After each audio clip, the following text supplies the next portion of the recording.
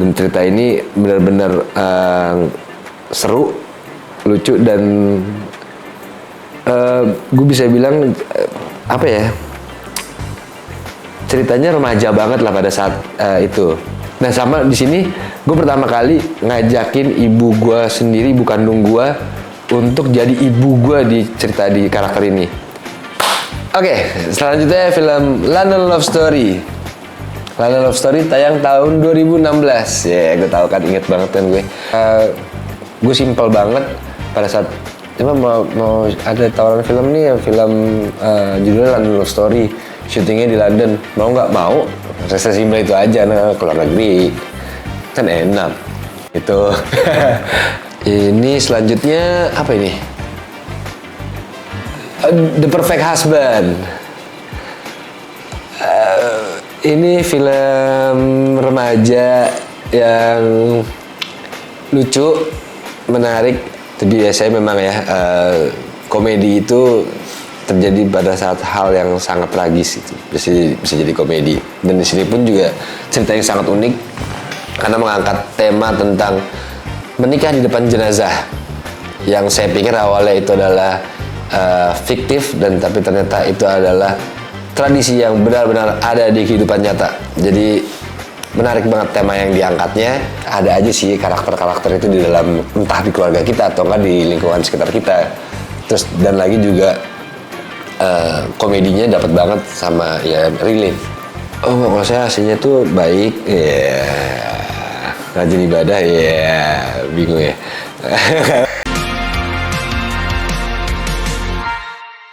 Halo, gue Dimas Anggara dan gue lagi bersama Era.id, ingin rewatch film-film yang dari dulu hingga sekarang. Ikutin ya.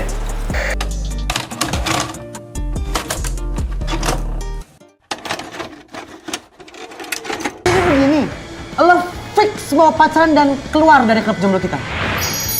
Kalau lo pacaran, fix ribet. Maklum, lagi natural high.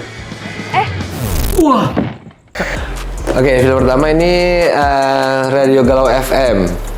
Film ini disutradarai sama almarhum Iqbal Rais, yang dimana pada saat ini tuh beliau ngubungin gue, Dim, kita reuni yuk. Ayo dong, gue mau ada karya nih. Dan cerita ini benar-benar seru, lucu, dan gue bisa bilang apa ya, ceritanya remaja banget lah pada saat itu. Ini tahun berapa ya? Gue sih nggak inget ya. 2000 berapa ya? 2012 mungkin ya tayangnya nih. Nah, sama di sini gue pertama kali ngajakin ibu gue sendiri, ibu kandung gue, untuk jadi ibu gue di cerita di karakter ini. Jadi pada saat itu pas Iqbal kayak, ini jadi nyokap lo siapa ya? Gue belum dapet nih, Dim. Jadi bokap lo Kang Jo. Nah, yang jadi nyokap gue ada dialognya, nggak ada sih, cuma buat foto dong. Nyokap gue aja. Ah, serius? Ya, coba nyokap lo. Akhirnya nyokap gue ikut di sini.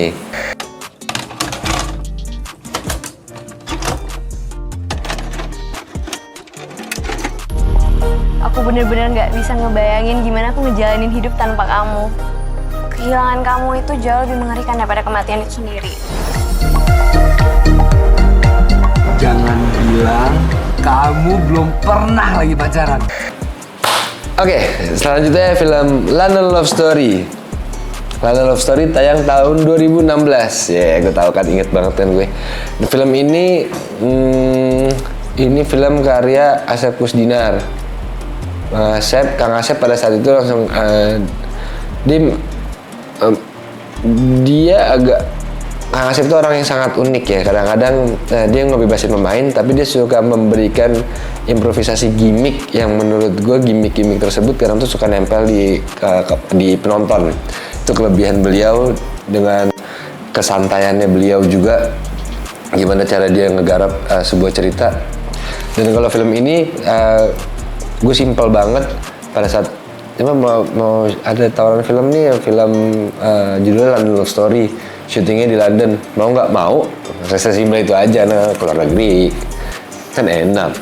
Itu ada banget Ada banget. Pertama ya yang pasti kan di sana dengan regulasi dan birokrasi yang berbeda, terus juga cuaca yang berbeda, itu otomatis ada adjustment buat diri kita juga kan. Dan biasanya syuting di luar itu mereka lebih tight sama waktu, karena ada jam kerja yang harus diperhatikan banget kan. Nah itu yang tantangan banget sih, sama makanan sih kalau saya. Menurut saya makanan paling enak tuh Indonesia sih memang. Sama ya selain yang pasti sih cuaca sih. Dan waktu itu kita sempet hujan-hujan juga di sana. Jadi ya kayak gitu-gitunya sih yang berat.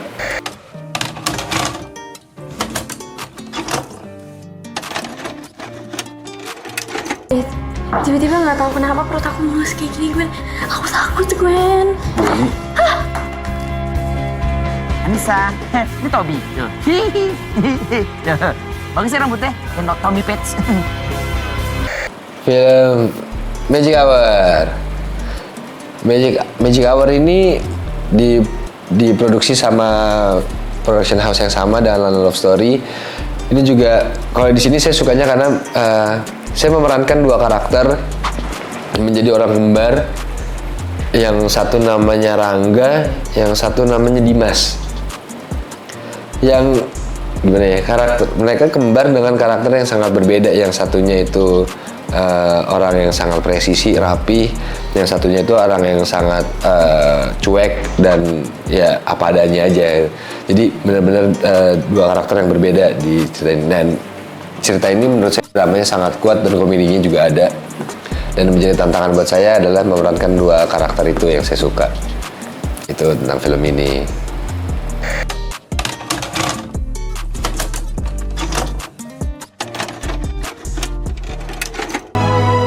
Kamu tuh memang hebat, Put.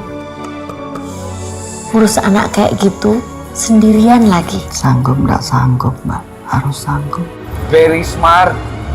Very smart. Lalu berikutnya ada film Dancing in the Rain. Dancing in the Rain ini film yang menurut saya sangat menantang dan agak unik juga. Soalnya pada saat itu saya ngobrol dengan produsernya Pak Sukdev. Pas Pak Sukdev tanya sama saya, Dimas, kamu lagi punya tantangan apa nih, lagi pengen tantangan apa? Terus saya bilang saya pengen memerankan sebuah karakter yang berbeda Pak, seperti kayak apa, kayak mungkin bisa dikatakan anak yang berkebutuhan khusus. Lalu beliau dengan cepat membuat cerita tentang ini, tapi begitu saya baca, saya sendiri yang takut. Kenapa? Karena takutnya ini kan agak-agak sensitif ya. Takutnya saya malah saya didampingi nama psikolog Tante Liza. Beliau juga memang kebetulan psikolog yang megang terjun langsung dengan anak autism. Terus saya juga bertemu sama beberapa keluarga orang tua yang memiliki anak autism, dan saya juga ketemu langsung dengan anak autismnya. Berusaha ngobrol dan berusaha melihat. Jadi saya didampingi oleh psikolog ini biar saya tahu lo mau masuknya ke karakter yang seperti apa, karena mereka tuh ada level-levelnya juga. Ada yang autism yang hanya dia autism secara bukan yang fatal gitu, dia tetap masih bisa sosialisasi, atau benar-benar anak yang stuck di usianya dia, yang misalkan dia jiwanya tuh stuck di usia 13 atau 15 tahun atau enggak, yang seperti apa gitu. Akhirnya kita cari tahu sama-sama untuk menentukan karakter yang akan saya mainkan seperti apa. Terus saya juga nonton beberapa film luar sebagai referensi saya untuk nyari informasi juga. Jadi dari situ akhirnya saya diskusi sama psikolog saya juga, dan juga sama produsernya dan sutradaranya. Kalau saya mau menggabungkan referensi saya dari ini. Jadi ada 5 referensi sih. 2 dari film dan 3 dari orang langsung. Dan mereka setuju.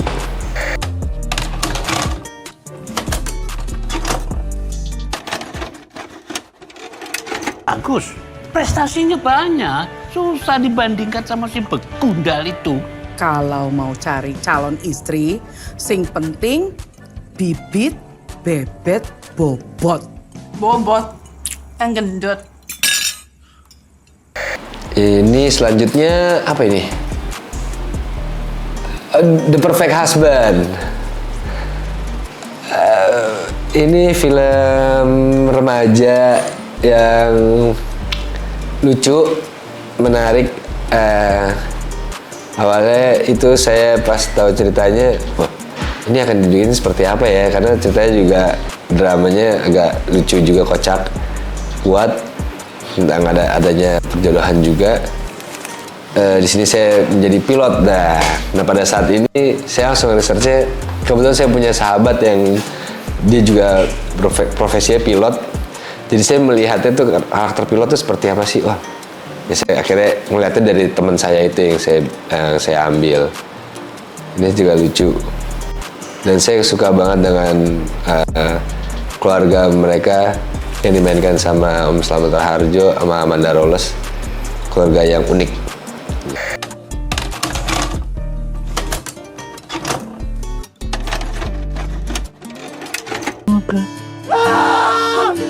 Kamu nggak kenal sama orang ini, kamu nggak cinta sama orang ini. Tiba-tiba orang ini dijodohkan untuk jadi istrimu. Kamu setuju? Aku tahu kamu kok. Lagian cowok mana yang susah jatuh hati sama kamu, Mer? Dan yang terakhir adalah film Sah Katanya. Tenang, yang akan tayang 24 April 2025 di seluruh bioskop Indonesia. Film ini komedi drama kalau saya bilangnya. Karena keluarganya itu sangat komedi, yang dimana dramanya juga kuat banget. Jadi ya saya memang ya, komedi itu terjadi pada saat hal yang sangat tragis itu bisa jadi komedi. Dan di sini pun juga cerita yang sangat unik karena mengangkat tema tentang menikah di depan jenazah, yang saya pikir awalnya itu adalah fiktif, dan tapi ternyata itu adalah tradisi yang benar-benar ada di kehidupan nyata. Jadi menarik banget tema yang diangkatnya, terus dimainkan sama orang-orang yang menurut saya cocok banget dengan karakternya, semuanya dengan porsinya masing-masing, tapi membuat film ini menurut saya film yang layak ditonton banget nih, ditunggu-tunggu, karena komedinya ada banget, romansnya juga ada, sama relate sama masyarakat Indonesia kalau menurut saya. Ini bagus nih. Udah pernah. Cuman yang saya baru pertama kali tahu adalah memang ternyata tradisi menikah di depan jenazah itu ada beneran, dan itu adalah yang kalau saya nggak salah dengar memang itu tradisi Jawa dan Tionghoa kalau nggak salah. Saya agak kaget aja karena saya sendiri orang Jawa ya. Saya nggak pernah dengar ada tradisi menikah di depan jenazah, itu tuh nggak pernah. Baru kali ini saya dengar, dan begitu itu adalah nyata, saya agak, oh ini kenyataan ya, benar ya. Oh jadi tantangan yang baru juga nih, jadi mengetahui ilmunya. Saya di Sah Katanya itu berperan sebagai Marno. Dia anak tunggal yang melanjutkan usaha keluarganya, bisnis keluarganya di bidang garment. Terus juga ternyata karena dia adalah anak yang cuek, terus kayak nggak peduli apapun itu, jadi dia memang benar-benar nggak mikirin kepada penampilan. Terus sampai akhirnya ada wasiat dari bapaknya yang menjadikan membuat Marno dan Marni ini harus berjumpa. Dan bahkan Marno ini di mata keluarganya Marni itu hanya seorang gelandangan. Mereka nggak percaya kalau ternyata memang dialah yang melanjutkan bisnis keluarganya. Jadi memang bisa dibilang orang kayak yang berpenampilan seperti gelandangan karakternya gitu. Kalau yang menurut saya yang bedanya itu karena pertama ya itu sih menikah di depan jenazahnya itu udah unik gitu ya.